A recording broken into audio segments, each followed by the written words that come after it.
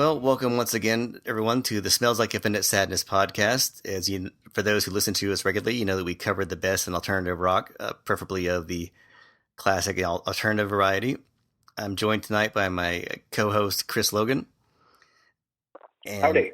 for those who've been listening for a while, you know we like to do our yearly recaps. We do the best of this year, the best of that year, just kind of encompassing the best of the '90s and so on, the '80s. And tonight we're going to talk about a year that had a lot of big albums, but you don't really hear a lot of them, I guess, kind of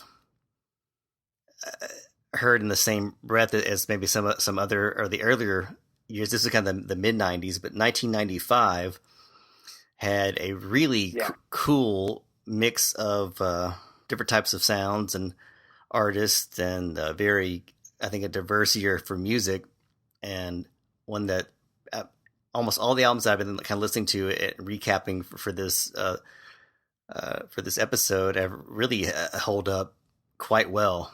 I mean, you've got, you know, some of your heavy alternative holdouts. You've got the emergence of, you know, some Britpop stuff. You've got a lot of electronica. This was a big year for electronic music. Yeah, it was kind of, and then you've got, you know, a good wide array of you know, metal acts and everything else. So I don't think you could say the 1995. It seems like every year we say this, but like, you know, it's just, you know, 91 was like the motherlode year, but each other year has so many great releases, and 95 is no exception.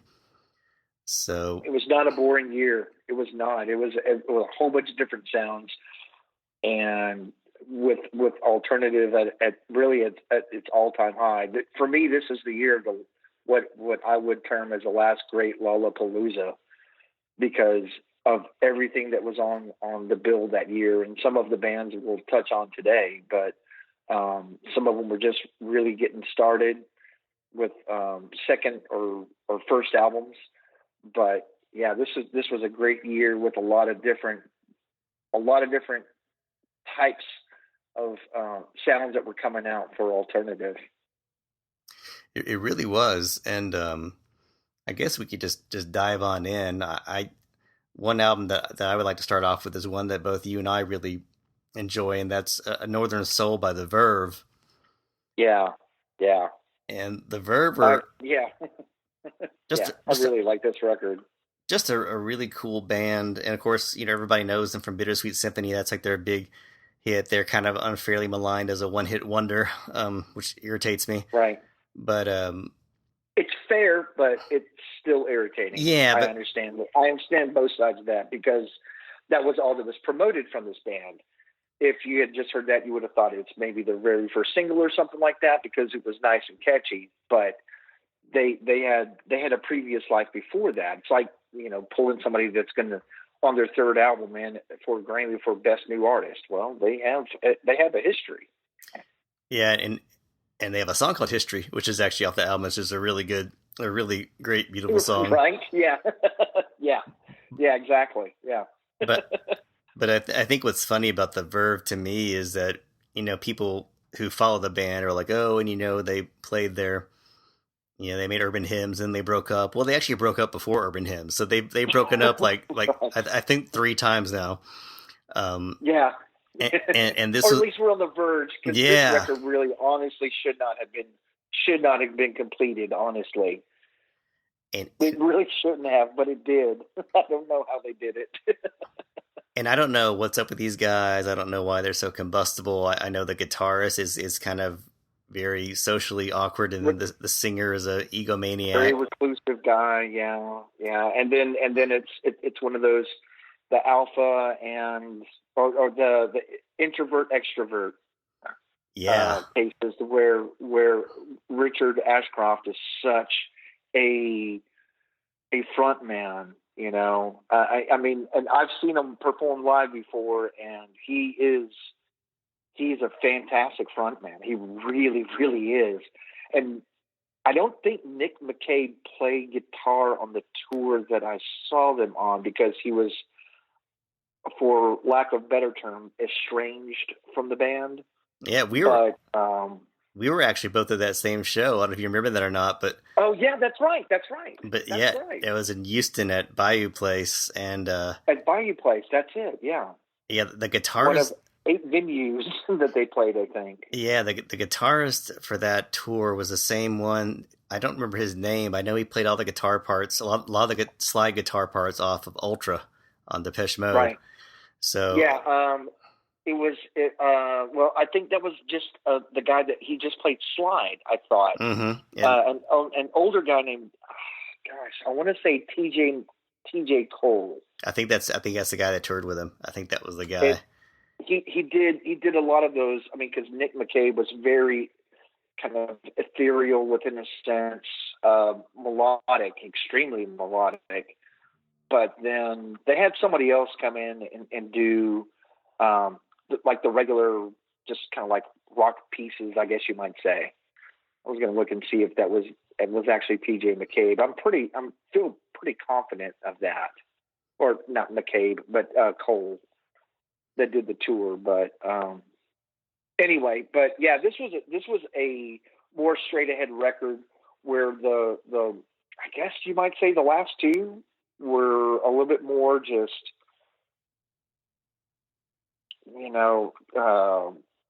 psychedelic within a sense. Yeah, there's a lot of there's definitely some heavy stuff off this one. A new decade, I can't talk. A new decade's what comes to mind for me. Yeah. It's just a real solid album. I mean, solid track, just nice and heavy and crushy. But then you've got the stuff like History, and then On Your Own. Just that's a great song. That's a great song off this one. Oh, and This Is Music. That was a second track off of that. Yeah, was coming off of a great opening from New Decade into This Is Music. Boy, that's almost like a left and a right for them. Yeah, it probably didn't get much better for them, but that was two solid tracks in a row. It really felt like a very much just like I'm trying to think that what I'm trying to say here, but very dramatic, like a new decade. This is music. Yeah, it's like listen to this album. God damn it, we're really have done something here, and you're gonna take notice. We're breaking from the mold that we were previously in. It's just kind of being this like what you might have thought was some druggy psychedelic band. We're not Stone Roses. We're not trying to emulate that. We're just trying to be a rock band, and here you go. And it's really funny because I had this album linked to another album that I want to touch on, because a friend of mine came home from a record store and he had bought this album and he bought Electrofiction's Burned. And Electrofiction, for those who don't remember, was a Echo and the Bunnymen side project. Yeah, it was Ian McCullough and Will Sargent from the Bunnymen doing kind of like their version of Britpop, but heavy. And wait a minute, was Ian McCullough in that? Mm-hmm. Yeah, he was a singer. I totally forgot. I totally forgot about that. And it's a good album. It's a really, I think it's a really cool album, and it's really cool hearing them just getting so aggressive, because there's just a lot, like Feel My Pulse has got a really like just very heavy riff, right? And there was that single. I think the single which is called Burned. I think I'm not, but and that sounds right. I actually saw them.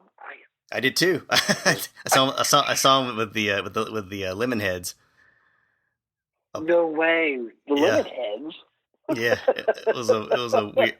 And I actually met them after the show, and they were both rip roaring drunk, and Ian McCullough was as arrogant as you would expect him to be, but he was still really nice. But they were really fun to talk to. But they were both trashed. But they only played one Echo and the Bunnymen song. It was "Do It Clean." Everything else was all Electrofiction, but it was good. I mean, I think it's an album that's one of those fell through the cracks albums that I think is worth searching out. If anybody's a fan of Echo and the Bunnymen or '90s alt rock, I think they are definitely Electrofiction. Wow, yeah, that one almost slipped through the cracks of my memory too. Yeah, I remember seeing it. I only thought about it today because I was thinking about that album, and I was like, oh yeah, that's right. They were. Funny. So that was one that hopped in my mind. What's another album that you want to give a crack at? Well, we could keep it in the vein and hit with another mutual one with Pulp's Different Class. Yes, because that was a fun record. Fantastic record. It's really one of those albums that kind of sums up a subgenre, really. I mean, that's kind of like, Britpop's most like poetic hour, I guess you could say, as far as just hitting all those. I agree. All those notes and those things you expect from that style of music, but giving its own. They were their own thing. Because Pulp were kind of weird because you've had a lot of bands like Oasis or Blur or any of those other Britpop groups that were around from the 90s, but Pulp have been around since like the 80s. I mean, see, and that's one of the things that I was going to point out is like this was like their fourth or fifth record, and let's see, this is 1995, so I'd already been working at my record store for 5 years, and I don't know that I had ever heard Blur until I heard Common People Come On. And whenever I finally heard that track, I mean, that was, of course, my introduction that I can recall for sure. But it just, I couldn't get enough. And I went back to the first couple records that they had. And I don't want to say I didn't feel it, but I didn't feel it. Honestly, I just kept this record right here. There's something just absolutely perfect. It's Britpop, but it wasn't exactly. It was more orchestrated, and it had an actual feeling to it, if you ask me. Well, and there's a definite like atmosphere and a very it's just very theatrical. I mean, I guess they're kind of like Suede in that respect, and they were really kind of took things to like a really arch degree. But you got songs like "What Is This Feeling Called Love," which I is such a fantastic song because here's a song where he's like equating like young love to something to be feared, and I've never really heard a song like that before, and I thought that was such a interesting way to do it. And then you've got Underwear, which is just a classic, great, pervert, lament song where he's like singing about spying on this girl he wants to be. Or you've got just remember, the kids in the 90s were totally different. Okay. Yeah. Perviness was not perviness now. I mean, it's such a great. I mean, all of this record was so much. It felt so much more human. Like it could have been a record written by your neighbor, and then you found out, hey, wait a minute, aren't you in a band? I mean, there was a realism to it that I didn't get from, Blur and Oasis and all the other little, the other sub Britpop bands that were trying to get above water at the time. These guys actually were almost like working class within a sense. Maybe that's just me kind of remembering what there was a documentary, and I forgot the name of what it was, but they were playing their hometown. Oh yeah, I saw that. That was so like everybody in the town. Oh, a Jarvis, yeah, nice lad. He's in that band, right? I mean, it was just like that. Yeah, that's a great documentary. I felt it having a lot more of an angle of humanity from all the others. And they also weren't.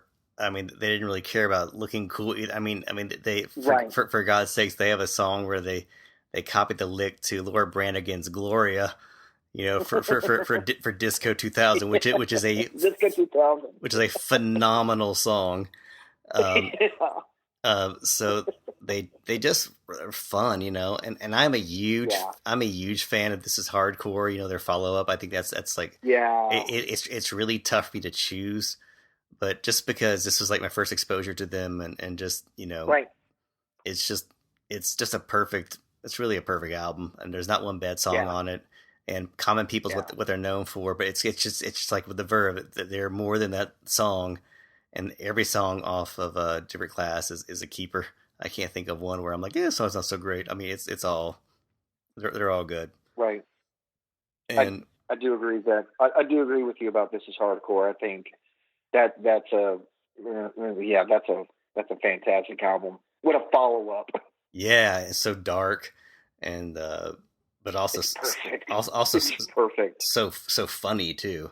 And that's the thing that you really got to mention when you talk about pulp as a humor. Jarvis Cocker's he is one of the best lyricists in music ever. Right. I mean, to me, he's in the top 10 of. I made a list when I first started my blog about the best lyricists, and to me, he's up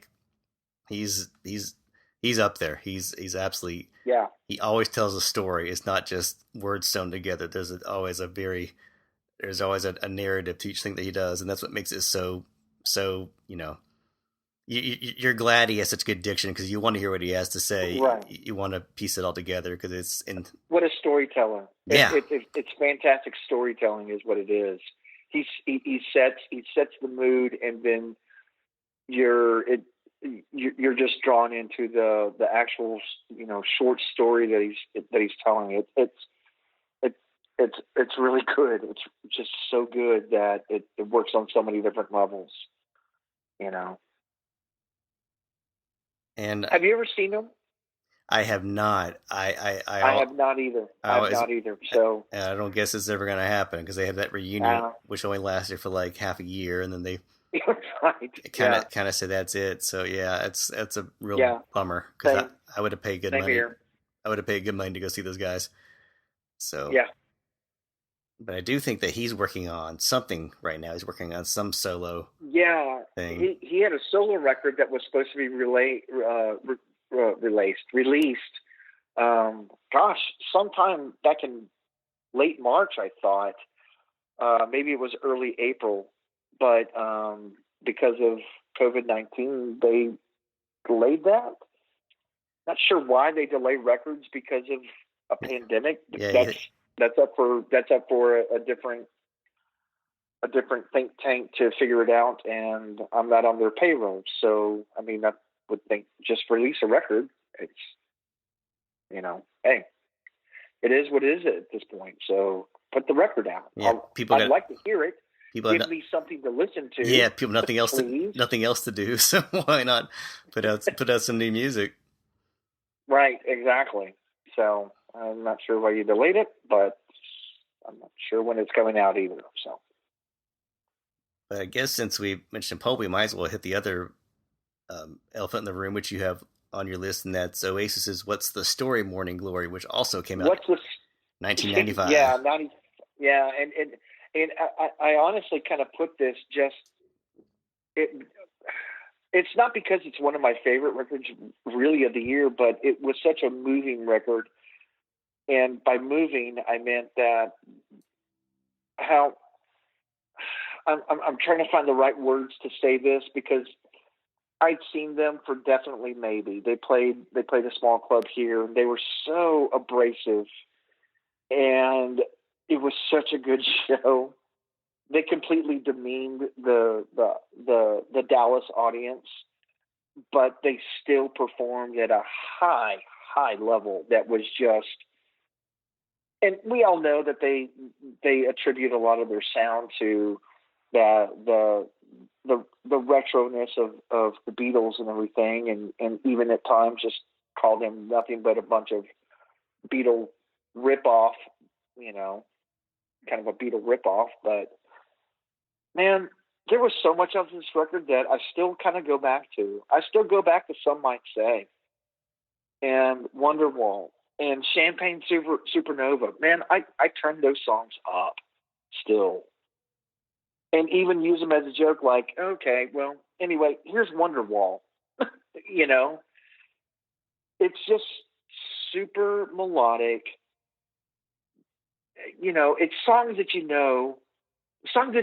and love, which I think that was the Jimmy Buffett record title, but that's what this record is to me for 1995. It's songs that I just played all the time in the record store. People liked it, and I eventually really, you know, fell in love with Don't Look Back in Anger. But then Some Might Say happened, and then next thing you know, it's like, I'm going to take this copy, and then we can just open up another one, because, you know, we had promos and promo copies of CDs back then, and I just took it with me. I still have it to this day. I've never gotten rid of it. Yeah, and I probably won't anytime. Well, I may soon. I don't know, but man, it was just Cast No Shadow. It was powerful, but at the same time, it was familiar, if that makes any sense. Yeah, and I think what Don't Look Back in Anger proved to me was that Noel is the better singer, I think, but... Oh, absolutely. Yeah, Noel is the way better singer. And it really gave me appreciation for him, because he really, you know, I mean, he wrote all the songs. It's like, that's like his... Right. It's his baby, you know what I mean? And I think that really... Yeah. That impressed me quite a bit. And it's just a ton of great songs on it, you know. It's like I remember reading some. Yeah, it really is. There's a ton of great stuff on this record, and I can't leave it off 1995 just because, not because of what it actually meant to me as you know, personally, but I just listened to it so much, and the B-sides were awesome. I mean, I think they actually did Beatles songs on B-sides, so you know, whatever. They gave zero fucks about anything, and just kept doing it. Good for them, man. Yeah, if we ever get on the other side of this pandemic, I have a feeling we're gonna get an Oasis reunion eventually. I think it's just... I honestly think you're right. I think so. I think that will eventually happen. It's just a matter of time and how long this thing's gonna take to pan out. But I think if they get the right money amount for a tour, they'll be there. And I think that's what you're looking at. What are the dollars? For sure. Well, I think it's not a really good way to make a transition to this, but we've gone from some very brash British bands as far as Pulp and Oasis. So another group that we really wanted to get to was Slowdive, who released their final album until a few years back when they reunited, Pygmalion. And it also saw the year where they all broke up, and then they became a three-piece called Mojave 3 with, I believe it was Rachel Goswell and Neil Halstead. Neil, yeah. And they did like a kind of a low-key acoustic thing, which was equally good. I mean, I really, if you ask me what's a better album, Pygmalion, or ask me Tomorrow, it's really hard for me, because I think they're both really great releases. Right. And it's kind of amazing they came out in the same year that they, Slow Dive was a quick turnaround, right? I mean, wow. Yeah, and I mean, Slowdive were never a band that got that. Slowdive did not get their due until they reunited. That's when they got all the acclaim that had kind of eluded them, because they were kind of seen as like Johnny Come Lately to shoegaze and a little too goth to be this and to that. But I just think that they're just such a great band, and Pygmalion is just a beautiful album. I don't know if it's my favorite of theirs, because Just for a Day and Souvlaki are really strong. But as far as an initial swan song, Pygmalion, it's it ain't bad. I mean, you got Blue Sky and Cleared, which was off that Doom Generation soundtrack. That's really where I got exposed to Right. Slow Dive and a lot of other bands on that Doom Generation soundtrack, which is just an amazing, Yeah. amazing soundtrack. Verve was on that, I believe, weren't Yeah, they? yeah, the Verb. Yeah. It was like a big exposure to a lot of these kind of mid '90s bands. Yeah. But that was kind of, and I kind of worked my way back. But and then you had Ask Me Tomorrow by Mojave 3 with songs like Love Songs on the Radio or Mercy. Just really pretty harmonies, very ethereal. All of it's ethereal. Just nice, chilled out stuff. I don't know what else I could add to it. What are your impressions Yeah. upon both of those? No, I mean, you know, yeah, this was a very it was almost like they're dipping their toes into sort of that acoustic Americana within a sense on Mojave 3. Um, I agree with you with Pygmalion didn't really hit on my radar all that much because records before were so much more, they were stronger albums for sure. But whenever this one, kind of, it seemed like this was quick. I was like, gosh, they they broke up and then they already have this out. That's wow, that's quick. I'm not sure if this was in the can or the other record was in the can or how, what their recording schedule was like. But if this was the one that they just, after they just kind of split up or whatever and, released, wow, this was a stronger one for me just because of the time of year. I was in a transition. I was moving from Fort Worth to Austin for I would end up being only there for like 6 or 7 months. But this was a record high on my listen to list. Whether I was working at the store or back at home and just kicking back a glass of wine or whatever it was, But yeah, the Mojave 3 record, Ask Me Tomorrow, is the stronger of the two for sure. But both albums are great for just chilling out or going to sleep to or getting it on to it. Any of those things that really they've got some. It's got a very nocturnal charm to both of those releases, and Nocturnal Charm, that's a good one. Yeah. It just showed that those guys, they weren't afraid to go for the next thing, and I thought Slowdive's reunion album was great too. I think there's, I'm looking forward to their next thing. I'm glad they're back. Yeah, me too. Because they're stronger than ever as Slowdive right now. Yeah, so if you're a fan of Slowdive and you haven't given their new stuff a shot from a few years back, definitely listen to it because their reunion album, the self-titled, is great. It's really good. So, got to give a shout out to that. It was another year for a dual kind of release too, because Mike Patton who was always and has been very active this year despite the pandemic. Was very busy in 1995 because he gave us both Mr. Bungle's Disco Volante and Faith No More's King for a Day, Fool for a Lifetime, which is a lot of music. A lot of very interesting, strange music, both of which also featured the guitar playing of Trace Spruance, who played for both Mr. Bungle and on that one Faith No More album, the only album that he recorded with them, but after Jim Martin had left. And they're both really strong. Unfortunately, King for a Day, Fool for a Lifetime got kind of slaughtered when it was released. It was a commercial failure. It was a critical failure. I actually interviewed Billy Gould, the bass player for Faith No More, a couple weeks ago, and discussing the 20th anniversary and what he felt about it. And he kind of felt the same way, that it was kind of unnecessarily shunted at the time. But I think for hardcore fans, were really into it because, I mean, you had tracks like Digging a Grave or Ricochet or Ugly in the Morning, one of my personal favorites, that just, it showed the band, they were still doing their thing, but it was getting crazier and maybe not quite as atmospheric, not as cinematic, but heavier.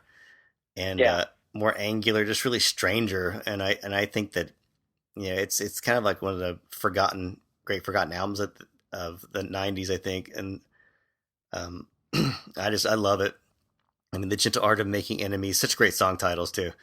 I mean, just it's just a good solid album. And then with Disco Volante, Mr. Bungle's first album was like this weird carnival music meets Slayer kind of thing going on.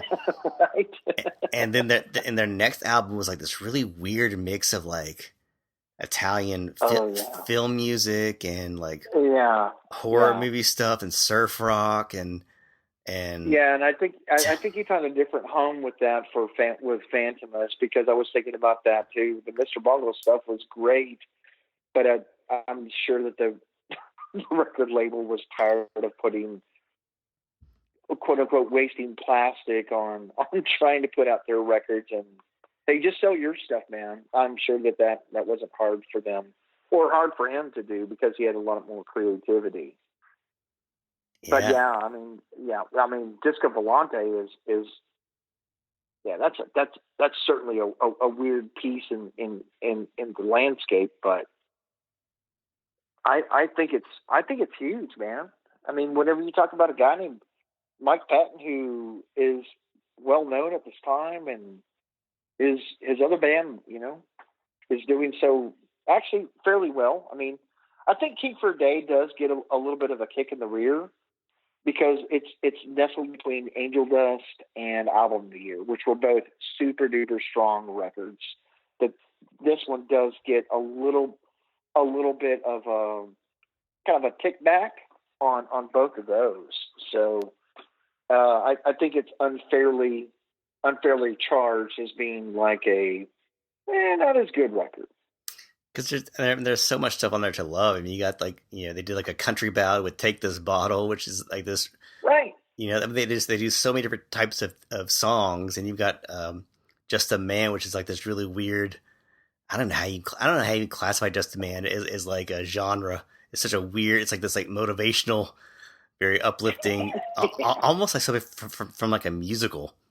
It's got like a really strange quality to it, but that's what I like about Faith No More. They're just a bunch of oddballs, and Mr. Bungle too. I mean, after school special, all my friends in high school are dead, and and a song. There's a song in the album which should be foreshadowing for a later album that's also called "The Bends." I'm not kidding. Well, yes. Yes. And a song about a platypus. So, I mean, it's got it all. It really does. It's really, really got it all. And I think if we're going to talk about mad scientist geniuses, I've got to give a shout out to Aphex Twin's Selected Ambient Works Volume 2. Yes. Which also I agree with that one. Wait a second. Am I wrong about that? Did that not come out in that year? I need to check. Okay. I need to check my. I may have gotten the wrong Aphex Twin album. I may have been thinking of "I Care Because You Do." You know what? You're right. It was "I Care Because You Do." Yeah. Yeah. That's what. Give me 1 second. I just want to make sure I got like. Selected Ambient Works was like 94 or something, 92, 93. Yeah. Okay. So I Care Because You Do is another. Yeah. Yeah. I'll let you start with that. Yeah, me kind of back up on that. But if we're going to talk about musical mad scientists, I've also got to mention Richard James, also known as Aphex Twin, who followed up the amazing Selected Ambient Works Volume 2 with "I Care Because You Do," which has a nightmarishly creepy cover, a painting of him, like one of the many album covers of him, like a distorted version of his face, which he somehow manages to make infinitely creepy. But it was a really strange album, because Aphex Twin, Selected Ambient Works 1 and 2 were very just sleep inducing. Yeah. I mean, they were just relaxed records. There was they were like beatless. It was just oral tones within a sense, honestly. And then this. Yeah, and with this album, he was really like experimenting with more percussion, more aggressive stuff like Ventolin, which is so caustic to the ears. You really saw him, kind of making more aggressive music in his own style. Um, and just and it's all these weird titles like Wet Tip Hen Axe and Mookid and Calcut as a twin. I mean, just he's really.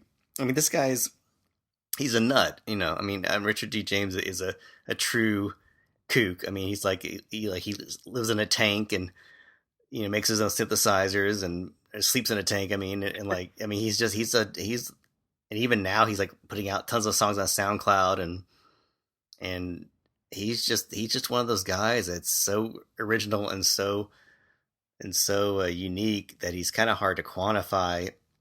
And the fact that he became even somewhat of a household name is really remarkable because his music is so strange, but he somehow manages it to make it still somewhat accessible to the ear, which just shows you that he's not just a great sound designer, but he's a great songwriter. And I Care Because You Do. I think it, much like King for a Day, it kind of gets lost in between Ambient Works and his self-titled album. But I think it's a very strong one, and really kind of expanded his sound and even made it more dancey. You know what I mean? He kind of got into that headspace as far as like the burgeoning electronica thing. He was right there in the forefront of it. Yeah, he was really, I would say, my introduction to a little bit more of what, or I would say he was well, maybe it's not my intro, but into like that glitch sound where everything, it still had momentum, but like, there was some sort of rhythm going on there, but the sounds tonally that were surrounding it were just popping from so many different sides. It was coherent for sure, but it was certainly still in a much more avant-garde sort of keyboard electronic cocoon, I guess you might say. Yeah, definitely. And just the whole sound was just so strange because actually I think my first exposure to Aphex Twin was this album because I got it. I was at a at this club in St. Louis and they were giving out samplers and it was a sampler of this album and I went out and bought some of his more stuff Wow. that next week because I was like, what is this? So it was so cool and different. And that's another guy still putting out stuff. He's putting out too much stuff now. He was gone for so long, and then he came out and started putting out like 5,000 songs on SoundCloud in one day. You can't keep up with it anymore. It's absolutely insanity. But I can't keep up with him at all now. I mean, just the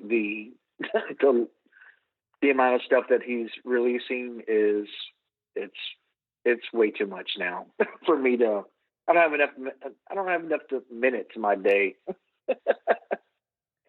But this is certainly a record to go back and explore for sure. And speaking of glitch, I guess we got to give a little bit of a shout out to Goldie's Timeless too, as far as like a dude that really brought drum and bass to the mainstream. Such a strange style of music.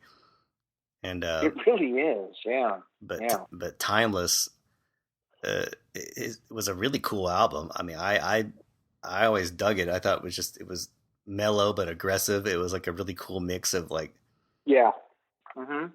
just a really interesting. There's just a lot of interesting albums like that year that were these strange one-offs and kind of leaning back to what we were talking to at the beginning is, the so many different sounds that were going on in in the alternative and fray within a sense, because you know we've already talked about kind of Britpop to an extent, and we're going to move on a little bit later to something that's totally a totally different sound, but you're going to hear it on the same radio station. Well, in electronic music, it was just as frayed, just the electronic music, because you had somebody like Aphex Twin, who was all like, beat glitch, like I was trying to say, but Goldie had that more drum and bass sound that was really popping over in the UK, and I'm not we're not far off of getting into just like the big beat sounds at this point, because Goldie was like top of his game as far as like the drum and bass sounds that were going on. Chopped beats that were just layered upon layer with bass lines that were usually kind of like that, not like that funky sound, right? Mm-hmm. Yeah, definitely had that almost like some James Brown swing in there. There was some of that going exactly. on, but also very cinematic. Right. Yeah. And and I think what you saw in 1995 was, the previous years were so dominated by guitar rock, and there still was by quite an extent, but you really saw an emergence in 95 in particular of electronica, why it would never become nearly as popular as grunge or any other kind or Britpop. It was kind of like shoegaze. It was like right bubbling underneath the surface. Yeah. It was there, it was like almost a big thing, but it was like a big niche thing. And in '94 you saw Portishead with Dummy, which is a fantastic trip hop release. It kind of changed a lot of people's minds about music, along with Massive Attack's Protection. So right. 96, you got another electronic artist come out with Tricky, with Max and Quay, and Tricky was was like a descendant. He was a former member of Massive Attack, and he really came into his own on Max and Quay. But it's interesting pointing out Portishead, because Portishead has has Glory Box off of Dummy, that features a sample of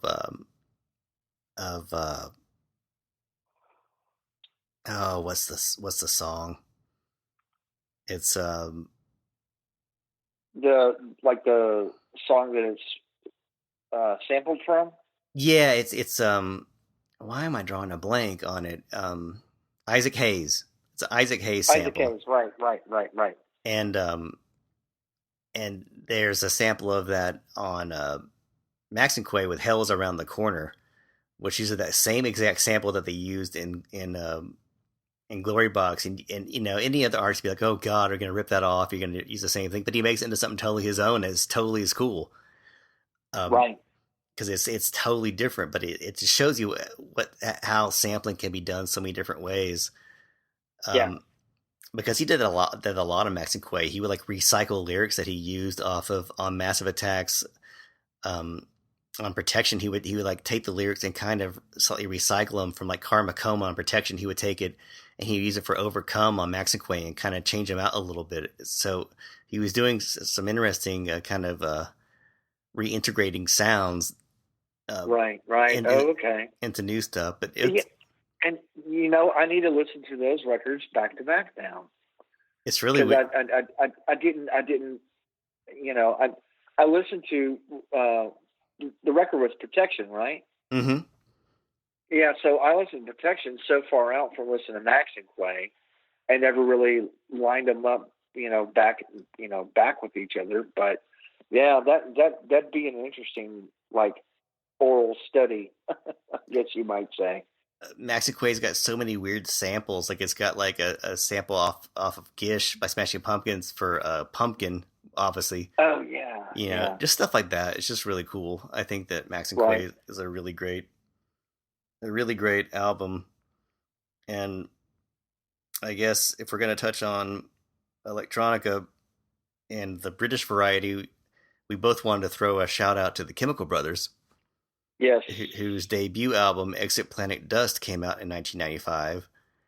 Yeah, that's right. Which was a little nod to when they used to be called the Dust Brothers until they got threatened with a lawsuit. Because, hey, you need to change your name. Because I don't know why they called themselves. I never understood why they called themselves that after they were inspired. It's strange. But, yeah, I mean, what a great album. Exit Planet Dust was just like a whole, you know. It to me invented the big beat stuff that was, really about to happen over the next couple of years. I got to be honest. I really put myself in, especially this time of the decade. I wouldn't necessarily put myself in the dance club portion of where I frequented, but I went. I went a handful of times, and I really could have sworn that I heard at least a couple of these songs, like "Leave Home" or something like that. I'm not sure what a lead-off single was on this, but I could have sworn that I heard at least "Leave Home" whenever I went to like one of the dance clubs. And I got to tell you, the thing that was enticing to me about this was the way that the floor would just drop out whenever those bass beats would happen. Mm-hmm. Good grief. And this, to me, this was the band. This was the band that really set that tone. And I would hear it at least for the next 2 or 3 years. And I went to go see them live, and it was, I get people that go, well, are you concerned about them not actually playing? I was like, I don't care. I don't care if they're playing. I came to see those guys show up. And so I feel fairly confident that they're doing the things that they're supposed to do to make sure that whenever that bass drops down, that's exactly what they're doing. And man, what a freaking show. Yeah, I mean, it's just, they have that euphoric quality. I think about like... Absolutely. Like Chemical Beats, the song that comes to mind. Yeah. Just such a simple... I mean, that's like such an archetypal techno song. It has like, the blah, blah, blah, blah, right. And it builds up and it builds up and it builds up to that like orgasmic thing where it hits the whole... and then it kicks back in again. That's like the whole, blueprint of like what made a great electronic track back then. Was it had to have that like climax at the middle, and just got heavier and heavier and heavier and heavier until it just, the beats started flowing back into itself, and it's just so trippy. And you had that song with "Life Is Sweet," which is like, I guess, like their first single with Tim Burgess from Tim Burgess from the Charlatans. Mm-hmm. I was a huge fan of the Charlatans. A huge fan of the Charlatans. Seen them a couple times already at that point, and I was just head over heels with Charlatans for whatever reason. And and by no means do I regret that, because I'd still love to go see the Charlatans now, but whenever the Chemical Brothers got Tim on board to do vocals, I'm like, well, sure. Yeah, absolutely. Why not? And yeah, that one worked. That one worked so well. This record was a huge record. That whole line in the High Fidelity where it's like, watch me sell 5 copies of Beta Band. Mm-hmm. Mm-hmm. Yeah, it was like, watch me sell 5 copies. Oh, never mind. Watch me sell 10 copies of the Chemical Brothers. And sure enough, I mean, I would sell 12 copies of Chemical Brothers within half an hour. It was just so infectious, It was absolutely infectious. There was no way that I did not. I fed a lot of the mid cities area with a lot of that, so I take full credit. You do the Lord's work, sir. I did. I was such a huge fan of it at the time too, so And I had zero reps from the record label until like 2 years later that were coming around, that were hitting me up for what was going on with Chemical Brothers. And let's see, I think it was Astral Works as the record label that they were on. Maybe it was a year later, but yeah. So I think that's whenever I finally saw the Chemical Brothers, is whenever I got free tickets from them, something like that. So, and that's another electronic act that people may not keep up with them anymore, and they kind of fall out of favor, but they still put out really good stuff. I mean, I have heard at least 6 or 7 albums of theirs through the 21st century, and they're all have been worth at least a track or two. Born in Echoes from I guess a couple years ago. I'm not sure whenever it came out. Yeah, that song with the Beck song, Wide Open, great song. That record was awesome. I actually bought that on iTunes, because that's what I use. But I bought that one on iTunes, and yeah, I still pop it on every once in a while. It's not super often, but yeah, that record still they hold up. They hold up for me. I mean, it's no Buddy Holly, Peggy Sue or anything like that, but I think it still holds up. Honestly, what a great snapshot! Great snapshot of 1995. And I think if you had to pick an American artist who was really hitting that forefront of that year, you'd have to go with Moby with Everything Is Wrong, which was his. That was a huge record. Yeah, that was like his first big, release.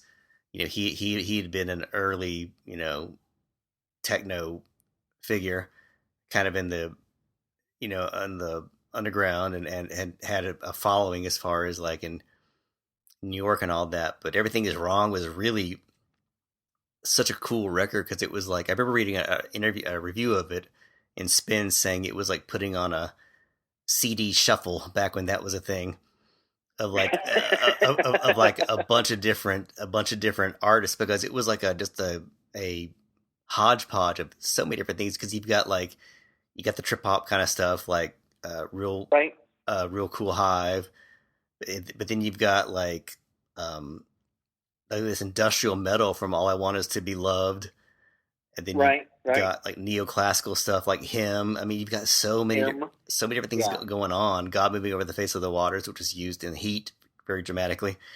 All these instrumentals, and it's such a great. He's turned into kind of a douche lately. I think, like, I've read a lot of interviews with Moby recently that have not that have not pleased me. But his musical talent, his musical output has been certainly. I mean, this certainly was. Everything Is Wrong was really a good culmination of everything he'd done. Didn't he do the soundtrack to Heat? Correct me if I'm wrong on that. Well, they used God Is Moving Over the Face of the Waters in Heat. Okay, so. That's what it was. That's what it was. And he did a cover. They used a cover of his of Nude On Phase that was in there also. So right. Okay. So that's where I'm getting that from. But yeah, I mean, this was like really a culmination for him at that point then, because there were so many different sounds that he had. Yeah, I remember that it's when I was going to school in St. Louis, and he played up there, and I was actually out of town on a trip, and my friend went and saw him, and he said after the show, he finished, and he goes, "Anything fun to do around in the city? Anything else to do?" And my friend's like, "Yeah, there's a few places." He's like, "Can you take me and drive me around and show them to me?" So he was like, Moby's like chauffeur for the evening, which is kind of cool. But of course, that's funny. Of course, I wasn't there for that. And you know what? Now that I think about it and recall it, I have a long sleeve hoodie, just T-shirt that I used to wear back in the early '90s, and he played one of the Edge Fests one of the local radio shows here, and I met him, and he was like, "Do you want my autograph?" And I was like, "Well, I really don't have anything." He was like, "How about your shirt?" And so he drew one of his little Moby guys on a shirt for me, and put his name on it. I've never washed it since, but I still have it in my house somewhere, maybe in a box. But he was a very nice guy to meet, and I like you, I get a little fed up with him recently, but at the same time, especially at that time, he was very approachable and He was. not as introverted. Like, I don't want to meet people. Can we just wrap this up and move on? Or he wasn't like that. He was, let me talk to some people and see what's going on in their lives, that kind of thing. Yeah. Well, I'm now recalling seeing the play tour, and he was hanging out afterwards. And actually, I finally did get to meet him, but I had a few drinks, and I was asking why he never would play Alone in the set. Now, Alone is off his follow-up album to Everything Is Wrong, called Animal Rights, which I think came out a year later. And Animal Rights was even weirder than Everything Is Wrong. It had like punk stuff on it, but Alone was this really beautiful, very mellow instrumental. And he goes, "Well, I probably didn't play it because it was like an 8-minute long instrumental, so people might have gotten bored." I was like, I didn't think about that. Well, okay, well, yeah, you're probably right. That makes sense. What a guy. I mean, yeah. But yeah, Everything Is Wrong. It's great album. It really kind of showed, what kind of the. It is an electronic guy. Another vision of a guy that's in electronics, as far as the genre goes, in transition, much like what we were talking about with Aphex Twin. And I think that leads to another transition, which is, if we're going to talk about all these new artists who are doing electronics, it's worth talking about an older artist who kind of was inspired by those guys to make his own version of that. And that would be David Bowie with Outside, who was on your list of picks to discuss about 1995. Yeah. And this is another one of those that it's not one of my favorite records of the decade or the year, but or one of my favorite David Bowie records. And I will say it's the only work that I saw from David Bowie. This was it. Now, the tour was with 9 Inch Nails, so call it whatever you want. I wish I went to that. Works. But I saw Bowie and 9 Inch Nails on that tour, and it was really, really one of the first times that I actually thought that Bowie was not creating a future. I thought that he was kind of following within a sound. I know he was working with Brian Eno for that record, that was a huge, huge story in and of itself. And there was actually, I thought there was supposed to be like another triptych, much like the, Low Heroes Lodger storyline. Because there was supposed to be like a whole story that followed up. I think the guy's name was Nathan Adler in the Outside, or the character was Nathan Adler on Outside. But it's still a really good album, and we can point out like a whole bunch of great stuff from it. Like I'm Afraid of Americans, being probably one of the most well known out of it for sure. I'm trying to think what else was on it. Hello, Space Boy. Hello, Space Boy, which had a really nice reworking with Pet Shop Boys, didn't it? Yeah, it did. Heart's Filthy Lesson. Oh yeah, but the Pet Shop Boys remix was pretty cool, wasn't it? When I think about Outside, I kind of get it. I kind of get that and Earthling kind of collide in my mind because they're kind of similar. Yeah. But it also reminds me of that great 50th birthday concert that he did, where he performed "Hello Space Boy" with like all Foo Fighters. He had like 3 drummers, and then he did he had like Robert Smith and Frank Black and Sonic Youth. That was such a cool concert. I always think about what Billy Corgan. Billy Corgan was up there too, wasn't he? Yeah, he was. So, I mean, there was he had a heck of a 50th. It wasn't like my 50th, but hey, he had a pretty good 50th for sure. And yeah, I mean, Outside, it's a good album. I mean, it's like, I got to be honest. I don't really hate this record. It's certainly not the one that I would tell you to go to first on the David Bowie catalog for sure. That's not really that's not what I'm trying to say here. But I don't think people should hate it. As far as I don't think David Bowie fans should hate it as much as it may be hated. And I'm not, I'll be honest, I'm not even sure if they hated that this much. They may dislike Black Tie White Noise more than this, and that's fine and fair. I would say after Black Tie White Noise, this is definitely a step back in the right direction. Exactly. But this to me, this record was more of let me catch up to what's going on as far as the sounds, because he was already in the UK around this time, so he knew about artists like Goldie who had already been performing around the area for a couple of years, and so he had kind of been digging his next motivation for a little bit. So somewhere between the Pixies and Goldie, I think this is where he and Brian Eno may have. I don't know. I don't know.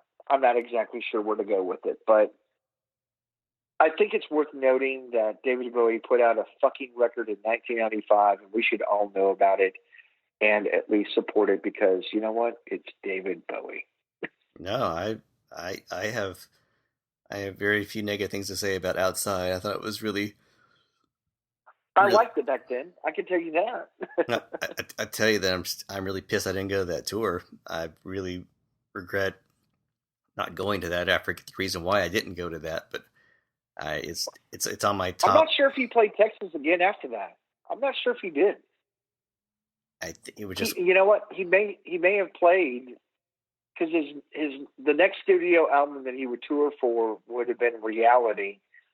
But I'm not sure if he stepped in Texas for that. Somebody else can correct you or correct me via a comment for you. So I'm not sure if that happened or not. But that may have been his last Texas show. And I saw it in 1995 out at some field with a stage with Nine Inch Nails. And, there was an opening band called Prick. Oh, yeah, Prick. I remember Prick. Yeah, Prick wasn't bad, actually. Yeah, they were on. I like them. they were on Trent Reznor's label, on the Nothing label. Yes, on the Nothing label, yeah, which is probably why they got chosen to be part of that tour. Well, I guess if we're gonna talk about Trent Reznor, we might as well. It makes a perfect little segue into Filter, who had their debut album Short Bus, which came out in 1995. And of course, Hey Man, Nice Shot was a huge hit. huge hit. And man, that was a big hit, wasn't it? Massive. And Short Bus is a really kind of a funky album, though. I always kind of dug it because it was just these two, former Nine Inch Nails folks that went their own way and kind of had this really weird meld of like industrial, but also grunge and metal. Um, his voice Richard Patrick's voice kind of reminds you of Trent Reznor at times, but it's still its own thing. It's kind of like Trent Reznor meets Perry Farrell. It's kind of got that kind of I'll go with that. Sound to it. But Short Bus is none of those.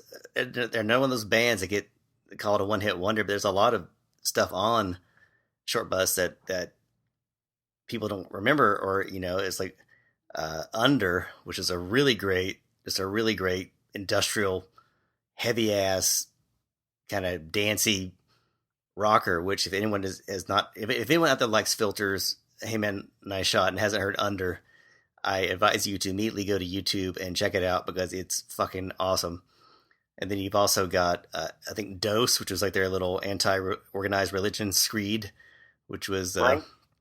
And then you got, what's the one, Stuck in Here, which is like their kind of their mellow little ballad. It's just it's a weird album because it's very intimate. They kind of just cradled it in bits and pieces in this little home studio that they concocted. And they would, Filter would go on to kind of be more of a big, I guess, less quirky, kind of more mainstream rock act. But I think that Short Bus has got some cool stuff going on with it. And it's a song that's really great, turned up. I know a lot of people thought Hey Man Nice Shot was about Kurt Cobain. Right. It was not. It was about. Yeah, who was that? What was that? It was about that. It was that politician. There's actually a documentary on him on Amazon Prime who killed himself. Bud Dwyer. Bud Dwyer. Yeah, it's about him. But only in the 90s could a song called Hey Man Nice Shot about suicide become a big hit. That just shows you that was just the decade of weirdness that it was. That it's just. Well, I mean, Kurt was so fresh in the mind at that point, so they were just trying to. Well, let's see. Well, no, that came out in '95, so yeah, it would have been '94. Yeah, that very well could have been falsely reported. So, whatever. But I remember seeing Filter on touring for this album at this. Club and he was like, did you? Yeah, and of course they closed it with Hey Man Nice Shot. He goes, this is the one you've been waiting for, I'm sure. The one when you showed up here for. It's like, what is your first album? Nobody knows who the fuck you are. So right. It's just the song people want to hear. Right. that would make sense. Just the way he said it. Like he was like, I'm not sure if I've listened to this record since 1995, honestly. So I'm going to have to go back and listen to it again. It's been a long time since I've listened to it. Yeah, it's very long. I don't listen to Filter very often, but whenever I kind of revisit them, I'm always like, oh yeah, these guys have some good stuff. Yeah. Wow. They were working. Yeah. They were working on a reunion album last year with Brian Lee's gang, who left after this album, and it kind of became the Richard Patrick Show, and it was like the big long way to follow up to Short Bus with them both together, but then the crowdfunding thing fell apart, and so they're not going to do it. So kind of a shame, because I was want to interview one of those guys about that, but that won't happen. But Short Bus got some good stuff on there. Short Bus, there you go. Yeah. And another. Go ahead. I was going to say, where to next? Well, one band I want to just, because if I don't think about them now, I'm going to forget. A very quirky little band, near and dear to my heart, came out with a stoner rock masterpiece in 1995. No, right. It's not Caius, although that album from this year was very, very good. But I have to give the stoner rock anthem year or album of the year award to that year to Monster Magnet for Dopes to Infinity, which is one of my favorite albums ever. It was I had heard of Monster Magnet, but I hadn't actually heard them until I saw the video for Negasonic Teenage Warhead. I'm like, okay, these guys are my new favorite band. There's like sense of humor here. They're quoting Jack Kirby. They've got like comic book stuff going on Right. here. They got heavy rock. There's a sense of humor to it. It was engineered by Alan Moulder. I mean, they had it ticked all the right boxes for me for what I wanted to hear in 1995. I was like, this is something that I'm going to really enjoy, and thus became one of my favorite bands, Monster Magnet. Dopes to Infinity is one of those albums that wasn't even really a hit. I mean, the biggest hit it had was Negasonic Teenage Warhead, and that was Right. very minor. They didn't get popular until a few years later with Power Trip and Space Lore is what made them famous. Yeah. But for the diehard fans, this is like one of their first real masterpiece, in my opinion, because you've got like there's like stuff with theremins on it, and you've got stuff that references Marvel Comics. You've got a song called "Dead Christmas." When the lyrics is, "I said fuck you on Christmas, and then you put me to bed." Stuff like that. I mean, Dave Windorf, for me, I've interviewed him twice, and he's one of the coolest guys I've ever talked to. He's one of my favorite musicians ever. I just think there's something about that guy that I get. Yeah, it's like this. I understand him. I know where he's coming from. He's just got a really weird take on things, and I just think Dopes to Infinity. I don't know if you're a fan of them or not, but I think Dopes to Infinity is a really fun rock record. Man, I gotta tell you, I think this record, this was my introduction to them for sure.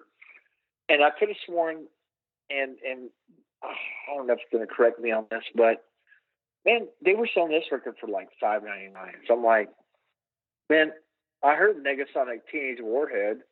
How much worse can it get? So I just bought the record for $5 or $7, whatever it was. And I was like, man, this fucking record is awesome. It's just, and I played the crap out of it at the store that I was working at. But I mean, the 90s were a hard sell for metal.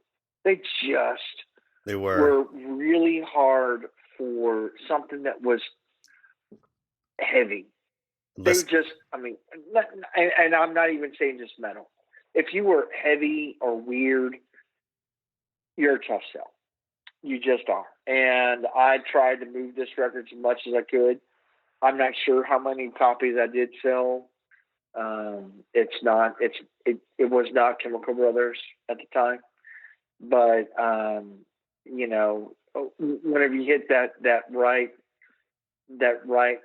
clientele on this one, this one sunk in, and because that sludgy stoner rock was, I mean, let's be real, that hadn't been a big thing probably since Sabbath in the early or late 70s or whatever it was, so, or early 70s. So I mean, it was new. It was a new sound to a lot of people who may not have, who were typically more thrash metal or into speed rock, and so then whenever they found something that was still heavy, I mean heavy, and it wasn't at a blazing speed. It wasn't Slayer, it wasn't her Maiden or anything like that, but they could wrap their arms around this, but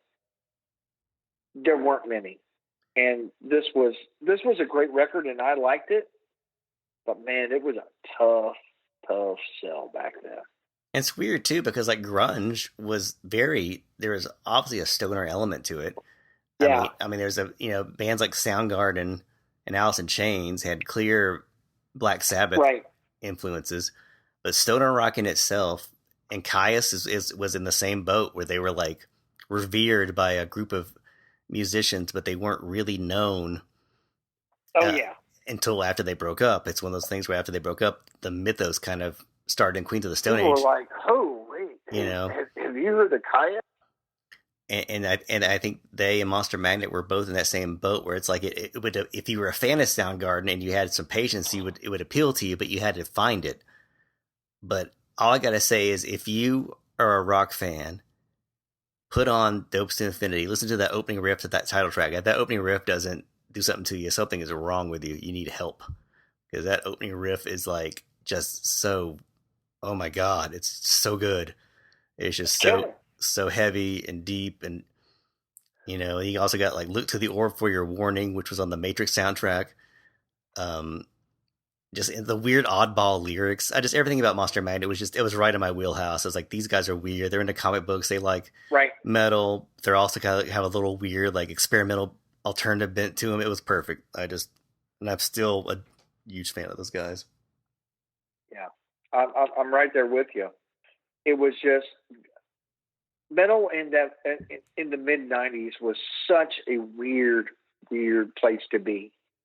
Such a weird place to be. Unless you were Pantera, you were kind of looking out for and yeah, that was pretty much it. I mean, because for me, one of the things that I thought I'd point out was, and this is an underground band, but Death.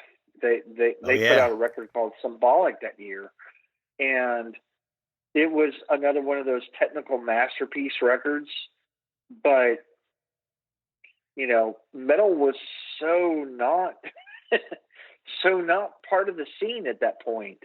I mean, after Far Beyond Driven, that's kind of where it stops for a few years, but the underground scene really wrapped their head around Death whenever they put out a record. And I think I've mentioned them back maybe what would have been a couple years before with I'm trying to think.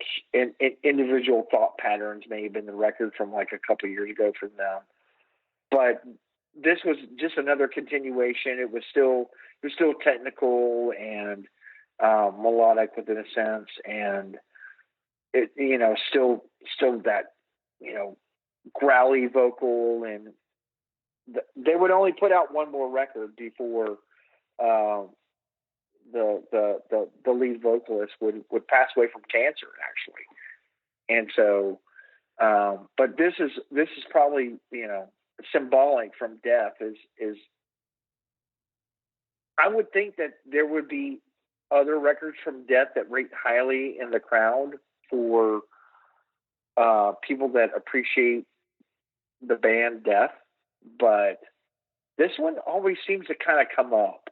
This one and the last one, and maybe the last one's just because it's the last record that Chuck, his name was Chuck Schindler or something like that. Schindler. Yeah, Schollinger or something like that. Schollinger or something like that.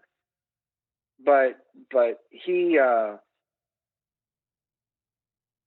was really the mastermind with this whole project. So he ended up passing away from like cancer or something like that back in the mid '90s or something like that. So just to let everybody know, it wasn't like drugs or something. I think it's a documentary about him on Amazon Prime too. I think I saw. Oh, is there really? I think so. Is there really? Amazon Prime is like the gold mine of rock docs, man. They've got one about that's something I've always bugged about, or been bugged about with on Netflix is the lack of documentaries on music. Yeah, because there's like nothing. I mean, there's tons of like concert films and things like that. Does anybody do that? Well, I will say there's one. We're going off topic here, but there is one on Netflix that's worth watching about ZZ Top. They added last month. That's really really good. But on Amazon, on Amazon Prime, they just added the Mystify about Michael Hutchence, which is really good. Okay. Great documentary about Michael Hutchence. I mean, they nailed it. So I highly recommend it. We're way off topic here, but I just had to throw that in there because I've been binge watching lots of music documentaries lately while I work. It kind of is my comfort food. Yeah, right. So let me just actually touch on the Hum record, actually. Okay. Because the one that I still just adore is the Hum record, because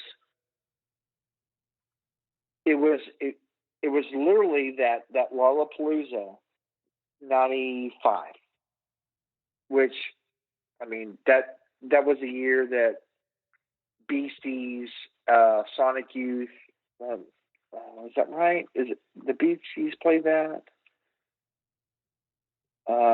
Anyway, but yeah, I think you're right. Those kids from I believe Champaign, Illinois, ended up playing Lollapalooza, and they were a side, just one of those side stage acts or anything like that.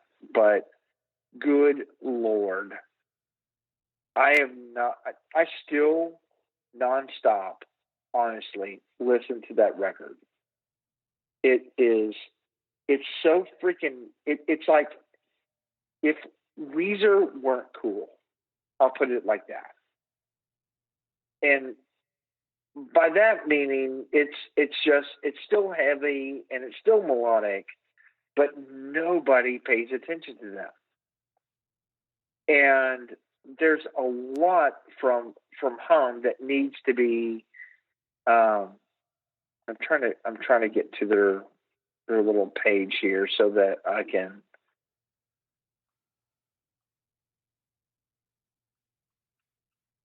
pass them out, because I believe they're from Champaign, Illinois, but I'm having a hard time finding them.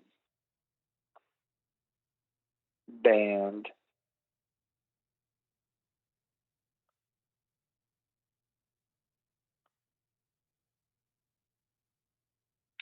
Nope. Band.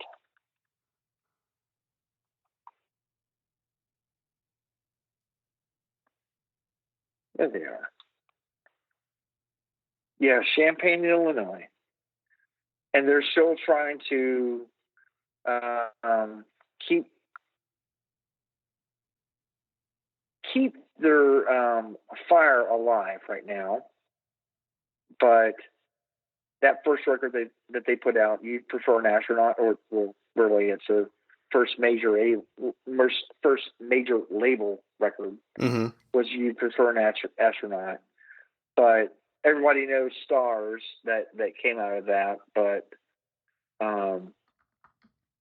"I'd Like Your Hair Long" is a fantastic burner of a song.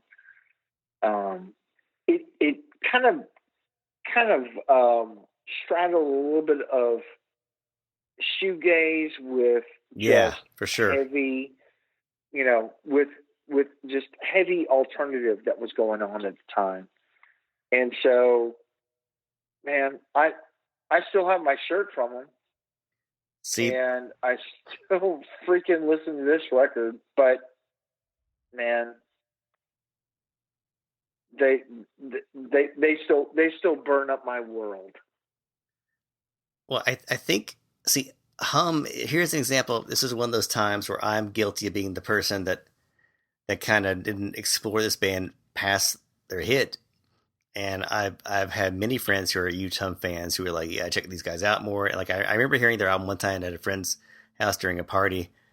But "Stars" is such a great song. Just what gets me about that song in particular is just how loud the guitars are. Just the size of those guitars, and it's just so. And then when it gets really quiet and then it goes back in, it kicks back in. It's just the production on it is really good. Yeah, it really is.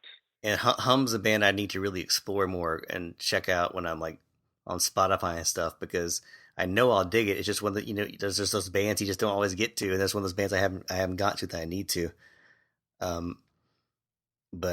Yeah, I mean, those guys, amassed quite a. I know the Deftones were very influenced by Hum, so they had a lot of fans, and I think that. Well, and I think the Deftones are sort of in the same sort of cloth that is cut. Honestly. Mm-hmm. because they still have, Deftones put out Adrenaline that year. That's and right. So there's a lot of similarity within a sense. It's just going on different paths, and this is all about perception too. But the guys in the Deftones look different from the guys in Hum, and the guys at Hum look like that they were the last guys picked in the softball tournament. And I mean, but the guys in the Deftones, like 3 or 4 of them may have been, picked kind of early on, but nobody in the in Home, they weren't going to be picked. But they were so sonically awesome, and I loved You'd Prefer an Astronaut over and over and over. I still listen to it. I'll probably listen to it after we get out of here. Little Dipper, The Pod, Stars, all of it. I'm gonna make it my goal to put them in my rotation and get Downward is Heavenward is not as strong, but it's still a good record. It's fine. But this is a burner. I love this one. And an album from that year that really kind of another that fell through the cracks because it was an older band that didn't really get heard a lot, but it has, I think, kind of garnered acclaim, is Swan's The Great Annihilator. Yeah. They managed to put out one of their best albums, in my opinion.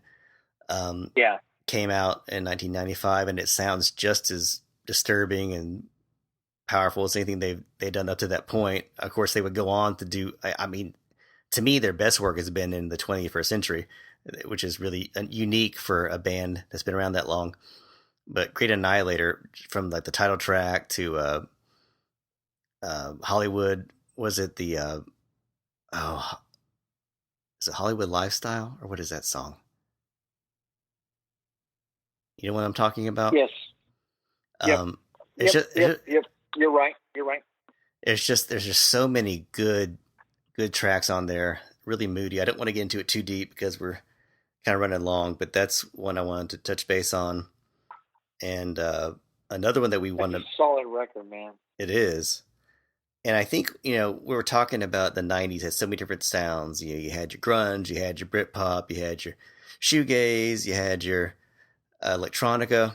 One band managed to combine all those sounds on one album in 1995. And that group is Garbage. Oh, yes. Garbage. Yeah. Garbage is a band full of super producers, primarily Butch Vig, who, of course, was known for producing Nirvana and Smashing Pumpkins, which we're going to get to, and a bunch of other records. But this was like his band that he put together. And, of course, Shirley Manson on vocals. And what they managed to do was use their production skills to make some of the coolest sounding. Just any Garbage album is a feast for the ears, but the first one really is just so much good stuff. I mean, there's a lot of great stuff on that record. Just musically, sonically, vocally, it's just you have Queer, which is of course a great single, but then you've got like the more deep cuts like Milk or Fix Me Now. There's Only Happy When It Rains, of course, is a stone cold classic. Somehow they managed to like copy a Choose the Mary Chain lyric, but make a song that's just as good or maybe even better than the song that they were kind of alluding to. But I mean, what else? I don't know what else I could really say about Garbage debut album, except for it was just so strong, and it just really showed that Butch Vig just knew what the hell was going on. From the guys he picked, and then picking Shirley Manson was a stroke of genius because she has such a unique voice. That record was absolutely everything at that point, because it was it was feeding off of so many different musical styles, and most importantly, at that point, it was a totally sexy record too, because of picking out Shirley Manson, who was fairly unknown at the time. Honestly, Very unknown. Was really just a boss move, but he worked in just enough, or they all worked in. I mean, because you're talking about, it's practically like a group of people that had done production work a lot, and so they knew hooks. They knew the way to make pop music, alternative music to pop music, or whatever you want to call it at that time. And so them bringing Shirley into the mix, I mean, that was just brilliant, honestly. And so their song structure and what they were what they were able to piece together as far as making this like an actual group is pretty amazing, honestly. Because I mean, think about that. You got three different types of producers in the same room. I mean, I'm not talking about ego all that much, but Butch might have been like, so. You guys ever heard of Nirvana? Yeah, or the Pumpkins. Yeah, I did that. and and that's just from Butch. The other guys had fair enough. I couldn't tell you exactly where they were from or who they are, but I know that was their background. So, this was a great record all the way through, front to back. And I know that there's a certain degree of music snobs who like to talk about how much Garbage ripped off Curve. I've heard that from several people. It's like, oh, they stole Curve's sound. I'm like, well, I can hear an influence there, but I'm sorry to say, and this may upset the one Curve fan out there, they have better songs. They just were stronger songs. They just were. The one Curve fan, and I like Curve. And I love Curve, but if Curve wanted to do something different, then they would have been Garbage. They didn't. Curve put out records per what they were, and there's no fault in that. I loved Curve, and they did their own thing. But if Curve wanted to do the sound of Garbage, then they would have already done that. Because Curve I think they were like a year or two ahead of that. So, at least a year. And I think Garbage clearly were a band that were they wanted to be stars. I mean, they were. I mean, look, Butch Vig isn't going to be in a band that just like sits around and just fiddles with fingers. Yeah, he wants. I hope we're okay. Butch Vig is going to make sure that we're doing pretty awesome. So I mean, and I'm not trying to knock Curve, because I think that team that was over there was really good, but you guys didn't, and like I said, I still love Curve, but who produced Nevermind? And I also will say that there's a lot of talk that Garbage is just a studio band because they can't do that stuff live. I've seen Garbage live, right, and they're an amazing live act. So are they? So I saw them for this tour. Actually, I saw them for the tour for this first album, and I thought they were fantastic. So, I wish I'd seen them. I never did see them. I wish I'd seen them more than once, but the time I saw them, they were fantastic. I saw them at the Bomb Factory actually in Dallas, and it was a really good gig. Should we segue from female singers and talk about Bjork's album of that year? Oh, we could for sure, because that was a most hated record from my wife. Because I told her, I was like, should I talk about Bjork?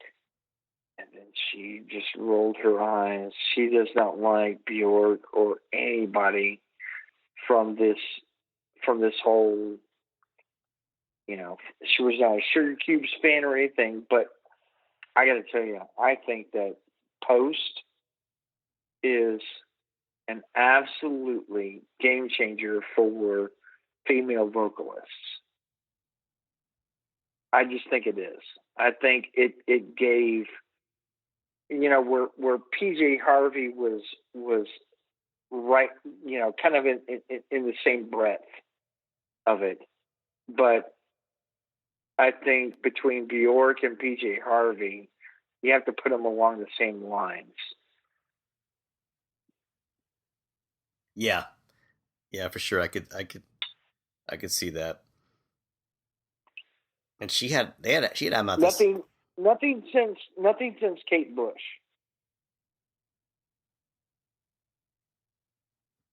Now, remind me, what were the big hits off this Bjork album? Was this the one with Human Behavior? Was that?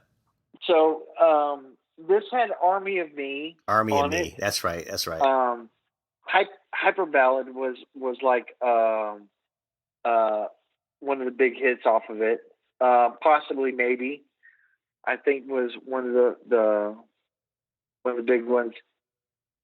I'm going to say this wrong, but I'm going to say it how I think she says it on it. But Isobel. Okay. Same thing with I Miss You.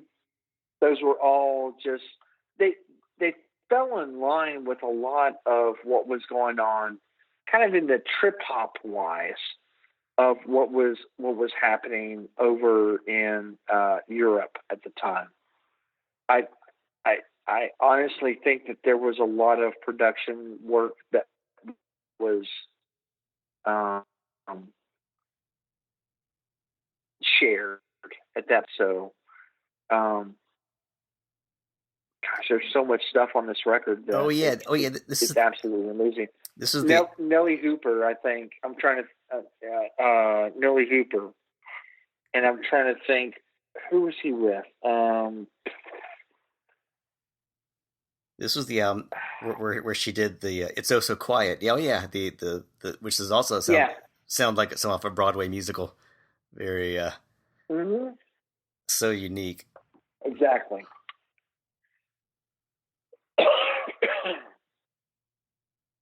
But yeah, this record was, I think, it was a very, very important record. Should we hit the last big two? The last big two, I think it's where we're at. I know we've got let's do it. A mutual favorite, which we'll save for the top spot, but before that, I will have to give some love and attention towards the Smashing Pumpkins' Melancholy and the Infinite Sadness.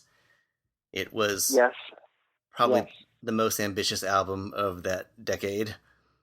I read an article with Billy Corgan saying that while he had an idea for a double album, he didn't realize that when you make a CD, you're basically making enough for a triple album.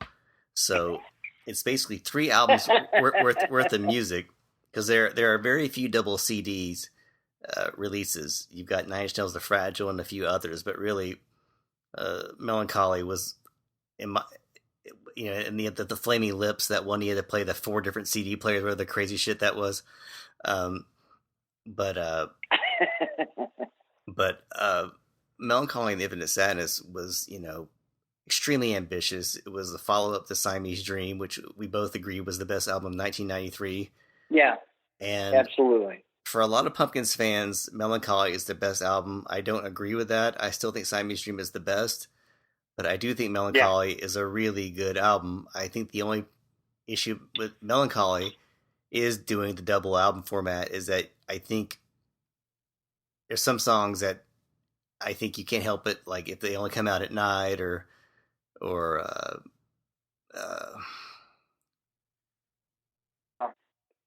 there's no doubt that Melancholy. I remember when we came out, and I thought, your third record's a double album. What kind of an asshole are you? Yeah, yeah. That was my first thought. The gall. And, from the, I mean, the abs. I mean, going with just 2 years or 3 years, previous from hearing Gish. I mean, because Gish was just it was a masterpiece, mm-hmm. and they improved on it completely with Siamese Dream. Siamese Dream is still, and like you just said, it's still one of my favorite records. Period. From by the way, Butch Vig produced. That's right. Siamese Dream. But it, mechanically, melodically, everything about Siamese Dream was absolutely perfect. There's nothing wrong with that record. There isn't. But then they put out Siamese Dream, and I heard it was going to be a double album. I was like, double album? What the fuck are these guys doing? I have no idea what's going on here. I didn't understand it. I was like, that doesn't make any sense, because really for me, it came down to, well, at that point, sales. How much am I going to have to sell this record for? Well, I mean, because double albums at the time were like $20, $24, $26.99 list price. And I don't know if I'm going to move that many records from you guys if I put it at a sale price of $19.99. I didn't understand it. I understand why they would put out a double record right now. Why can't you just cut it up into two different records and sell each other for $10.99 each or something like that? Sell a whole bunch of shit. But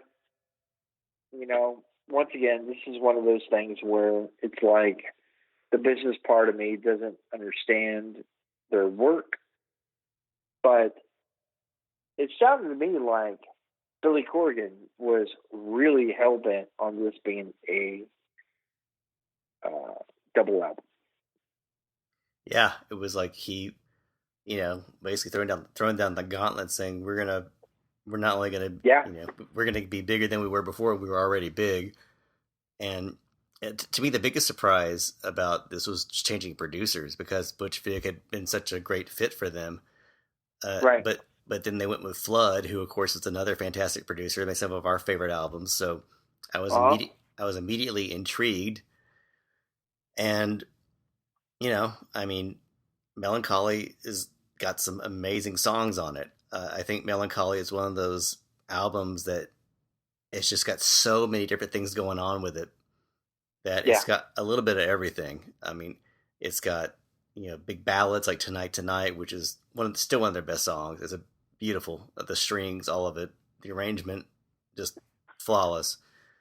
But then you've got the heavy hitters like Zero, and you've got the deep cuts like Galapagos or Through the Eyes of Ruby, right? Poor Selena. A lot of great, really dense prog rock kind of stuff. But then you've got the grungy stuff like Ode to No One and things like that. And then 1979, which is just a fantastic pop. That's a certain crowd pleaser for sure. Yeah, fantastic pop song.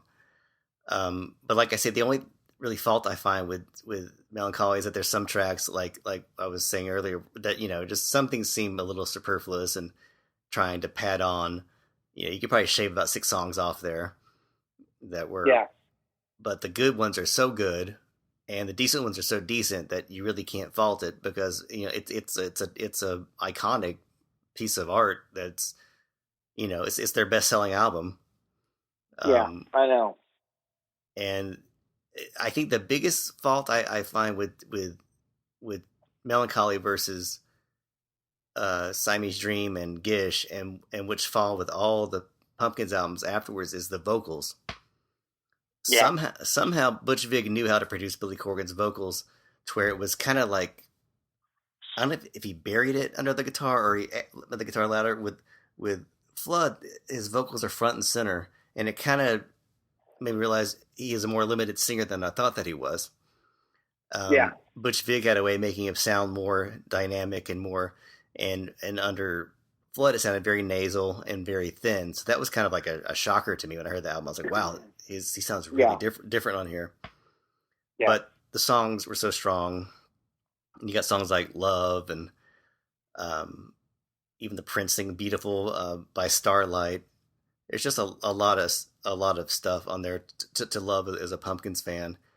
And it kind of made you, although I understand the people who were like kind of didn't get them going for the neo 80s thing, they sure were ahead of the curve on that one with like 1979 and stuff like that, like bringing the synths in to like rock. Yeah.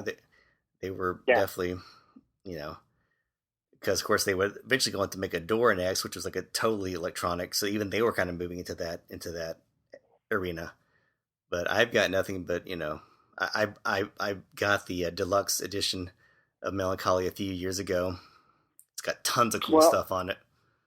I think, and I think they placated enough part of the regular alternative fan with like Bullet with Butterfly Wings and and things like that.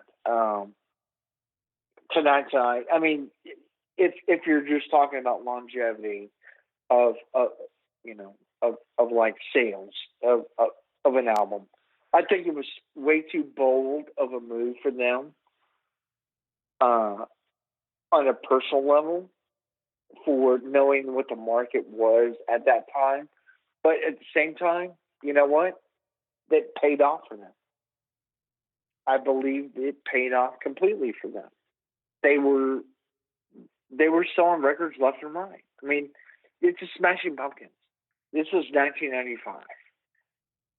People had a lot more, or the kids had a lot more disposable income to be able to go out and get these records, and where it could have been chopped up into a couple of different records and some parts kind of like moved out to a B-side here and there or whatever.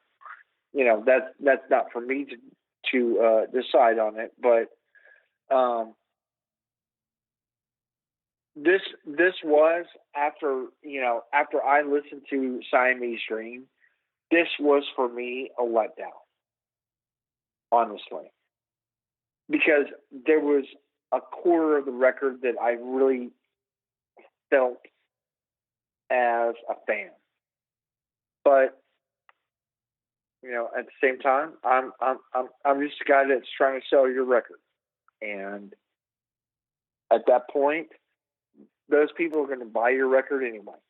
I thought that the album was fine, but as far as being a a 2 CD record, damn, wow, what guts you have.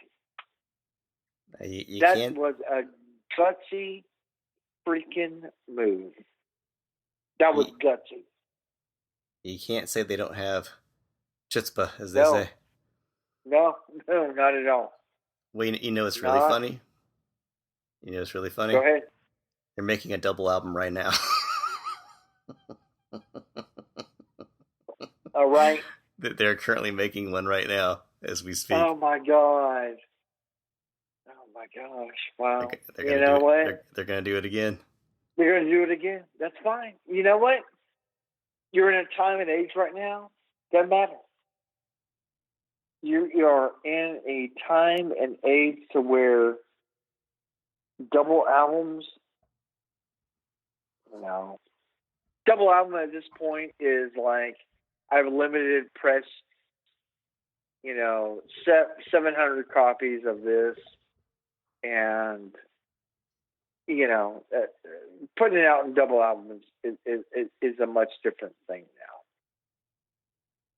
Back then, it was like, wow, a double album from these guys. Wow.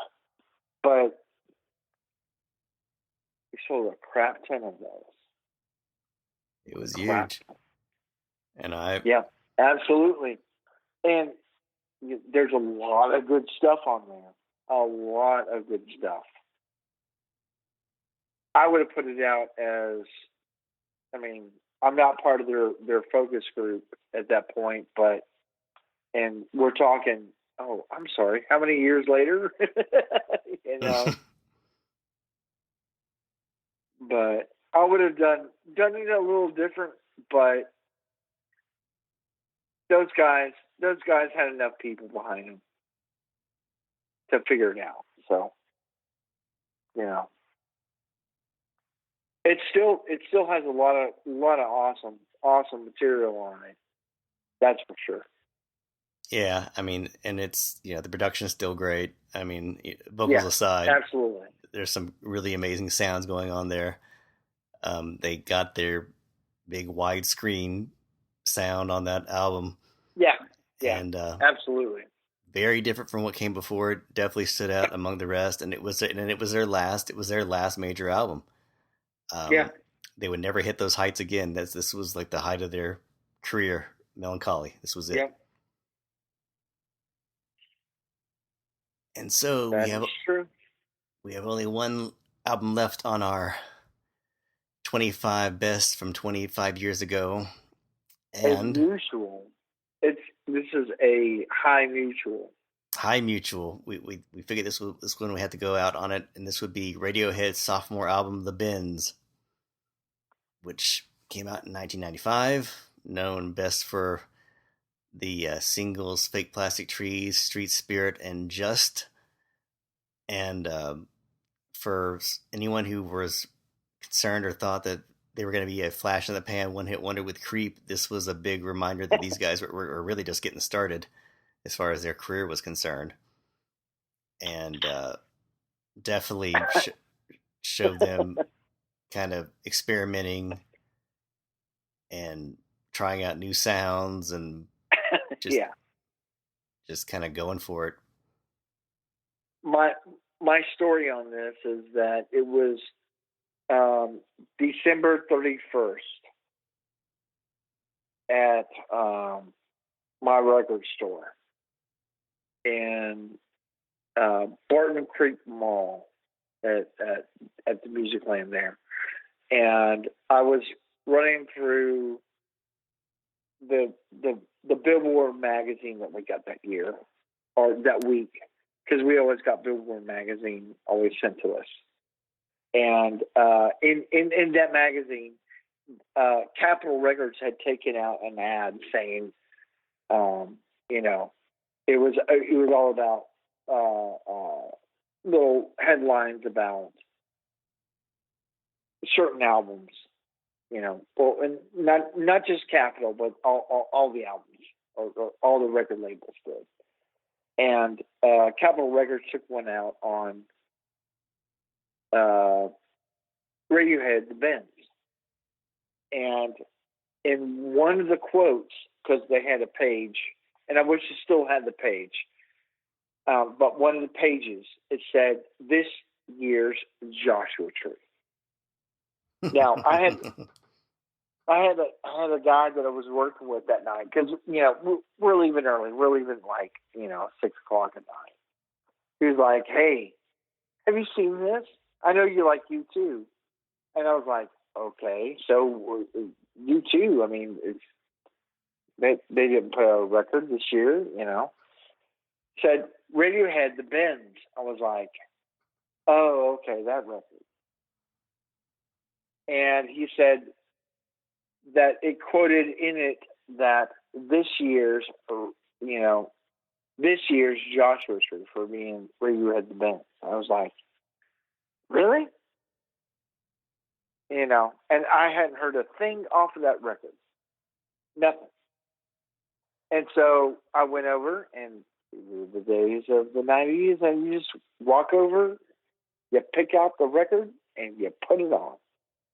So I spent my New Year's Eve with me, a bottle of wine, and Radiohead, The Bends, because I didn't have anywhere to go that night. and that was absolutely fine with me. So this record means absolutely the fucking world to me. It's like a lot of these that made our list. It's one of those albums that when it came out, it wasn't quite as revered as it is now. Um, Yeah, it did pretty well. exactly. It did pretty well in the UK, but not so much so here, even though it had several hit singles. But it really has, I think, you know, grown with time as far as its legend is concerned. But there's not a bad song on it. Um, There's not. and There's not. it's sequenced so For well. me, you know, and you know, there's a lot of times whenever you can pinpoint situational times in your life to where records mean more than they should be. But this record meant the world to me because I would end up moving out of a fairly sour situation within like a couple months. But this record actually kept me in good spirits, and as dire as it may sound at times, but it kept me in good spirits, and I would get back to where I needed to be at that time. And this is one of those records. Yeah, it hits all those sweet spots that Radiohead, does when they're at their best. That sense of Yeah, wistfulness and bite and sorrow and just all of it. a tremendous transition for the band itself. Tremendous for them, being just what most people threw away as a one-hit wonder with Creep, with actually giving them depth and emotion, and there was a lot of stuff going on with this band than just feeling like a creep. And I remember when it came out because people kind of were like, "What happened to Radiohead? Oh yeah, here's this new album." And Fake Plastic Trees came out. People were like, "Oh okay." But the more you dug into it, the more you listened to it. That's when it kind of got its charms became apparent. It wasn't Yep. one. It wasn't one that you could just listen to one time and go, "Okay, this is a good album." You had to really get into it, I think, to really appreciate it because there's so many different layers going on and yeah, I mean, it's we've discussed Radiohead a lot on this podcast as far as our opinions of them. Me defending Pablo Honey and discussing about how they've turned to something completely Evolved. so far beyond the bends. But this is the iteration of the band that is nearest and dearest to my heart when it was more guitar based, more anthem based, and this is just one of those albums where they really are nailing that, but also starting to show the experimental stuff that you would see in more fruition on OK Computer and going forward. Yeah, little hints of that from like the intro from what was the first song on the album with that weird piano effect. What was the first track? Planet Telex. Oh, Yeah. Planet Telex. Yeah. Stuff like that, just the weird little stuff like that, or like the kind of the milky weird sounds of Black Star, or Bulletproof. I wish I was, just stuff like that. There's just a lot of good stuff on there. Like I said, there's not a bad song. I mean, if I had to pick a favorite, it's really hard. I really like Nice Dream a lot. That's kind of one of Nice Dream is good. Just as far as like the unobvious stuff. That is really, really strong. Yeah. That's a strong one to go with for sure. I mean, this record was so transitional for those guys to where I'm not sure if they felt freedom, but it feels like it does.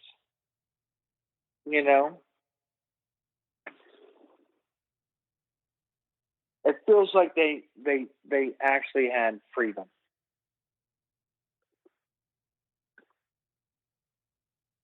Yeah, yeah. This was like their. I think this is the first album they made where they really felt like they had some kind of control over what they were doing. Um, Right. and this is the album that I think began their legions of fans. Really were the you know were the kind of the beginning of what would become the Radiohead cult. This is like where it really started to spread. Right. This is where it started. This is certainly where it started. Man, what a solid year for music, huh? 1995. Yeah, it really was. 1995, not too shabby.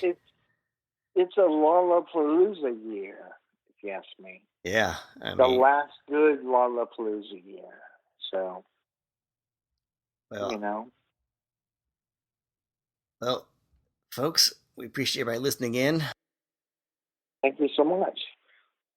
We will be back soon with some more retrospectives, and maybe we'll touch on the year 2000 even. We haven't even talked about that. Yeah. That might be oh, yikes. Might be fun to dive into. The year 2000. Yeah, even copy the Conan O'Brien song. Maybe we'll go with that. The year 2000. All right, Chris. Well, thanks as always. Always fun. You bet, man. Go to memory lane with Good you with this stuff. To you. Yeah, and we shall do this again soon. Bye-bye.